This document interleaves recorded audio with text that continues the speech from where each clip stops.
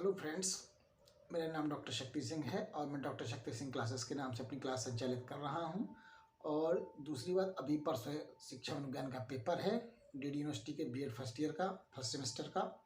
और इसी first semester के अंतर्गत जो तीसरा पेपर परसों है उसी के संबंध में कुछ मैं महत्वपूर्ण प्रश्नों को बता रहा हूँ। आप इनको देखते रहिए और अच्छे से इनको हल करिएगा। जैसे बुद्धि क्या होती है? बुद्धि को कोई कहता है कि बुद्धि कार्य करने की विधि है, कोई कहता है कि बुद्धि सीखने की क्षमता है, कोई कहता है कि बुद्धि विभिन्न योग्यताओं का योग है, कोई कहता है बुद्धि समस्या समाधान में मदद करती है, सहायता प्रदान करती है, कोई कोई कहता है कि बुद्धि कोई शक्ति क्षमता योग्यता नहीं है बल्कि यह विभिन्न योग्यताओं का योग है। इस प्रकार से अगर हम देखेंगे तो बुद्धि में महत्वपूर्ण जो परिभाषा है, परिभाषा में अगर देखेंगे तो ये परिभाषा अमूर्त चिंतन की योग्यता है, ये टर्मैन के द्वारा प्रतिपादित है। ये बहुत इंपॉर्टेंट क्वेश्चन है। और बुद्धि के प्रकार थॉर्नडाइक ने कितने बताए हैं? तो मूर्त, अमूर्त और सामाजिक, ये 3 प्रकार बताए हैं थॉर्नडाइक ने। और बुद्धि क्या होती है? बुद्धि क्या होती है? वंशानुक्रम और वातावरण का योग है। बुद्धि एक जन्मजात शक्ति है और बुद्धि वातावरण, वंशानुक्रम और वातावरण का योग होती है। अब हम लोग देखेंगे कि बुद्धि के प्रमुख सिद्धांत कौन कौन से हैं। तो बुद्धि का एक खंड सिद्धांत जो बिने, टर्मन और स्टर ने दिया था। बुद्धि का द्विकारक सिद्धांत स्पीयरमैन ने दिया था, जिसमें उसने 2 कारक बताए थे, जी कारक और एस कारक। जी कारक मतलब सामान्य कारक, एस कारक स्पेशल कारक यानी विशेष कारक, विशेष बुद्धि। तो यानी कि जनरल कारक, जनरल कार्यों करने के लिए जी कारण और उसके लिए आपका स्पेसिफिक कार्यों को, विशेष कार्यों करने के लिए स्पेसिफिक बुद्धि या विशेष बुद्धि की बात कही। बहुकारक सिद्धांत ये थॉर्नडाइक द्वारा प्रतिपादित था। समूह कारक सिद्धांत कैली और थर्स्टन का था। कैली ने इस सिद्धांत के अंतर्गत, समूह कारक सिद्धांत के अंतर्गत 9 प्रकार की बुद्धि बताई है, जबकि 9 प्राथमिक योग्यताओं का समूह बताई थी। और समूह कारक सिद्धांत के अंतर्गत जो थर्स्टन ने 7 प्राथमिक मानसिक योग्यताओं के द्वारा बुद्धि का योग बताया है। फिलिप बर्मन के द्वारा, सिरिल वर्ड और फिलिप बर्नन के द्वारा पदानुक्रम सिद्धांत बुद्धि का प्रस्तुत किया है। बुद्धि का संरचना सिद्धांत जेपी क्लिफोर्ड के द्वारा प्रस्तुत किया गया। इन्होंने कहा कि विषय वस्तु, संक्रिया और उत्पाद, टोटल 180 कारक। विषय वस्तु इन्होंने 6 बताई, 6, 5, 6 विषय वस्तु, संक्रिया, उत्पाद 6, 5, 6, 6 गुणे 5 गुणे 6 बराबर 180 योग्यताएं बताई। और ये भी पूछा जाता है जेपी गिलफोर्ड के द्वारा विषय वस्तु, संक्रिया और उत्पाद, और 6, 5, 6 विषय वस्तु 6 और विषय वस्तु संक्रिया 5 और उत्पाद 6। इस तरीके ये प्रस्तुत किया। तरल ठोस बुद्धि सिद्धांत यह आरबी केल्टन के द्वारा प्रस्तुत किया गया। और दूसरा बुद्धि का एबी सिद्धांत है, महोदय द्वारा प्रस्तुत किया गया। और बुद्धि गार्डनर द्वारा बहुबुद्धि सिद्धांत प्रस्तुत किया गया। इसमें उन्होंने 9 प्रकार की योग्यताएं बताई। और जीन पियाजे के द्वारा संज्ञानात्मक विकास की 4 अवस्थाएं बताएं। जीन पियाजे के माध्यम पहली संवेदात्मक गामक अवस्था, दूसरी थी पूर्व संक्रियात्मक अवस्था, तीसरी थी मूर्त संक्रियात्मक और चौथी थी अमूर्त संक्रियात्मक अवस्था। रॉबर्ट स्टेनबर्ग ने त्रितंत्र सिद्धांत बताया था।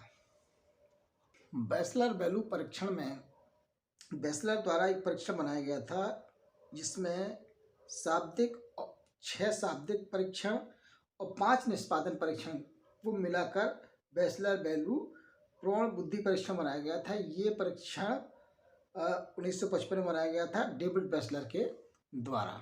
बुद्धि का जन्मदाता अल्फ्रेड बिने माना जाता है। 1905 में उन्होंने साइमन के साथ मिलकर बिने साइमन परीक्षण का निर्माण किया था। यह एक शाब्दिक और व्यक्तिगत परीक्षण था। मानसिक परीक्षण शब्द का प्रयोग सर्वप्रथम कैटल के द्वारा 1890 में किया गया था। C.H. राइस द्वारा अल्फ्रेड बिने के परीक्षण को भारतीयों के अनुकूल या भारतीयों के अनुरूप बनाया गया था। बिने साइमन परीक्षण को भारतीयों के अनुरूप बनाने वाले C.H. राइस थे।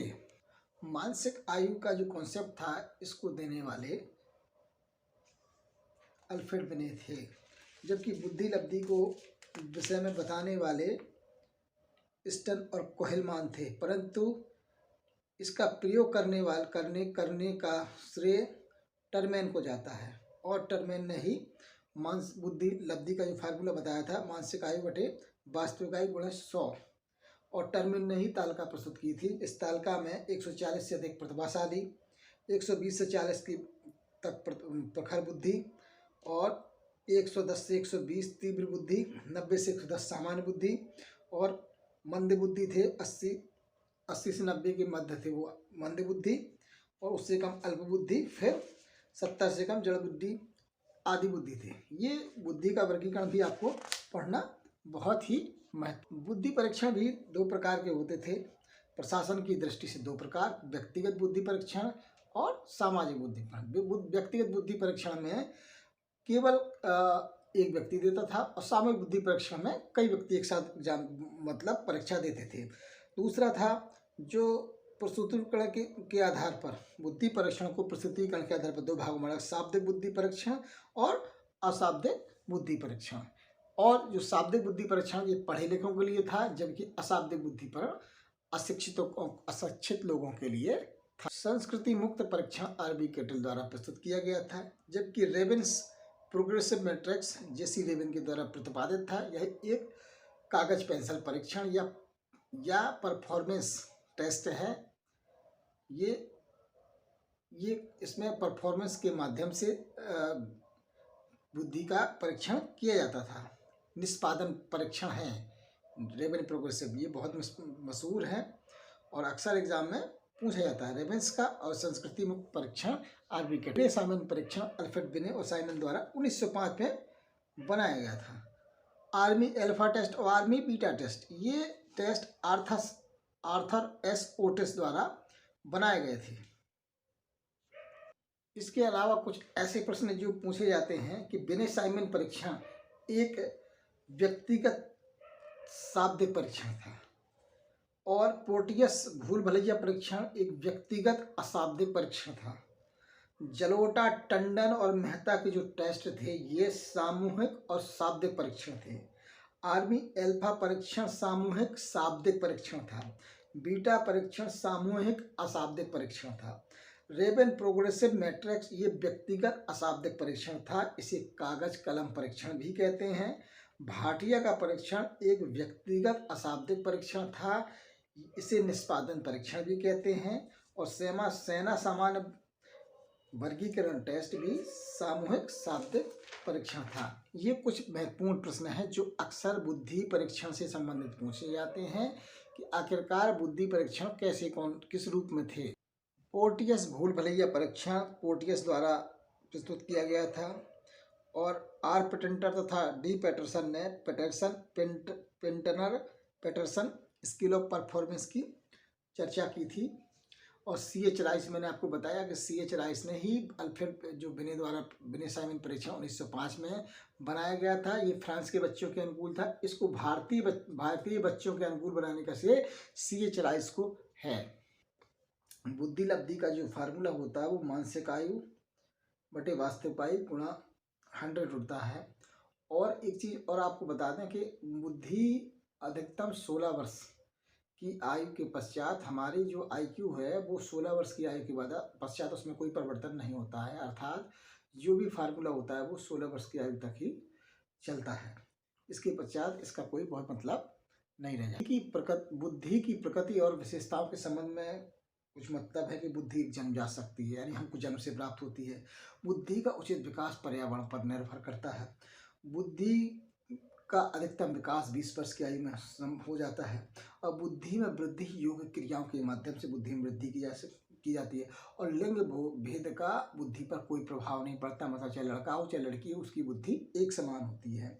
और बुद्धि सीखने की योग्यता है। किसी ने कहा कि बुद्धि पर्यावरण के साथ समायोजन है, किसी ने कहा बुद्धि अमूर्त चिंतन की योग्यता है, किसी ने कहा कि बुद्धि पूर्व अनुभवों और पूर्व अर्जित ज्ञान से लाभ उठाने की योग्यता है, किसी ने कहा कि बुद्धि समस्या समाधान की योग्यता है, किसी ने कहा कि बुद्धि अनेक योग्यताओं को समुच्चय, किसी ने कहा कि बुद्धि और ज्ञान में अंतर होता है। बुद्धि जन्मजात शक्ति है जबकि ज्ञान हमेशा अर्जित होता है। बुद्धि की तालिका से कुछ प्रश्न हैं जो बड़े इम्पोर्टेंट है, अक्सर पूछे जाते हैं।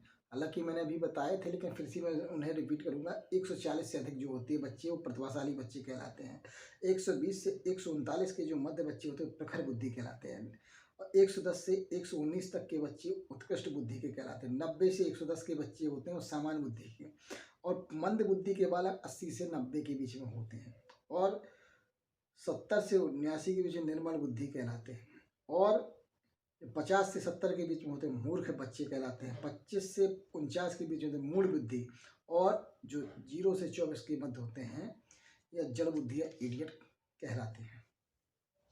बुद्धि परीक्षण के प्रकार: शाब्दिक व्यक्तिगत बुद्धि परीक्षण, अशाब्दिक व्यक्तिगत बुद्धि परीक्षण, शाब्दिक सामूहिक बुद्धि परीक्षण और अशाब्दिक सामूहिक बुद्धि परीक्षण।